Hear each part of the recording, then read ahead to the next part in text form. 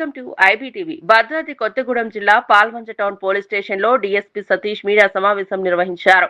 ఈ సందర్భంగా ఆయన మాట్లాడుతూ పట్టణ పరిధిలోని వెంకటరావు కాలనీకి చెందిన ధరావత్ హరినాథ్ వయసు 39 సంవత్సరాలు.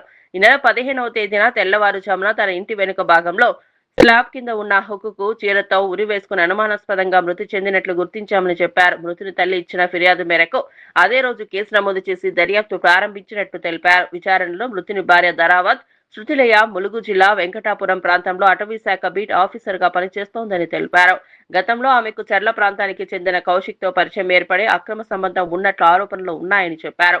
ఈ విషయమై పలుమార్లు పంచాయతీలు జరిగినప్పటికీ ప్రవర్తనలో మార్పు రాలేదని వివరించారు. ధరావత్ మంగమ్మ అనే ఆవిడ ఒక పిటిషన్ ఇచ్చింది. ఆ పిటిషన్ సారాంశం ఏంటంటే వాళ్ళ కొడుకు ధరావత్ హరినాథ్ అతని భార్య వలన అంటే వాళ్ళిద్దరి మధ్యలో అంతకుముందు గొడవలు ఉన్నాయని, ఈవిడకు వేరే వాళ్ళతోనే అక్రమ సంబంధం ఉందన్న విషయం తెలుసుకొని గొడవలు జరిగినాయని, ఆ పెద్దల సమక్షంలో పంచాయతీలు కూడా జరిగినాయని, అవన్నీ విషయాలు మనసులో పెట్టుకొని అతను సూసైడ్ చేసుకున్నట్టుగా అనిపిస్తున్నదని చెప్పేసి ఆవిడ ఫిర్యాదు ఇవ్వడం జరిగింది. దానికి మెయిన్ కారణం హరినాథ్ భార్య అయినటువంటి శృతిలయ కారణం అని చెప్పేసి ఇవ్వడం జరిగింది.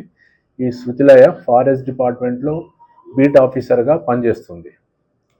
అయితే ఇక్కడ ఏంటంటే మాకు ఫిర్యాదు వచ్చిన తర్వాత ఇక్కడ పోయి ఎంక్వైరీ చేస్తే ఏదో ఉరి వేసుకున్నట్టుగా ఈమె కొన్ని పొంతన లేని సమాధానాలు చెప్పడం జరిగింది. వారికి తోడుగా ఇంకొక ఇద్దరిని కూడా ఈ కౌశిక్ తీసుకురావడం జరిగింది. దానిలో భాను అన్న అతను ఒకతను, మోహన్ అనే ఇంకొక అతను. వీళ్ళిద్దరు కూడా కౌశిక్ ఫ్రెండ్స్. ఈ భాను దూర బంధువు కూడా. వాళ్ళ అనుకున్నటువంటి ప్లాన్ ప్రకారం మొన్న 15వ తేదీ రోజు ఈ శృతిలయ నైట్ వాళ్ళకి ఫోన్ చేసి ఇక్కడ ఇంటికి రమ్మని చెప్పడము, వాళ్ళు ఇంటికి రావడం ఇక్కడికి వెంగళరావు నగర్ కాలనీకి. ఆ నైట్ అర్ధరాత్రి పూట అతను కొంచెం మద్యం సేవించే అలవాటు ఉంది హరినాథ్కి. ఆల్రెడీ అతను మద్యం సేవించున్నాడు, పడుకున్నాడు. వీళ్ళు వచ్చిన తర్వాత ఈ నలుగురు కలిసి అతన్ని గొంతు నలిమి చంపేయడం జరిగింది. ఆ తర్వాత అంటే అతనే సూసైడ్ చేసుకున్నాడు, హాస్పిటల్కి తీసుకువెళ్ళడం కోసమని కిందికి దింపినామని చెప్పేసి ఏమో ఒక కట్టుకథ అల్లింది. వాళ్ళని ఈరోజు అరెస్ట్ చేసినాం, రిమాండ్కి పంపించడం జరుగుతుంది.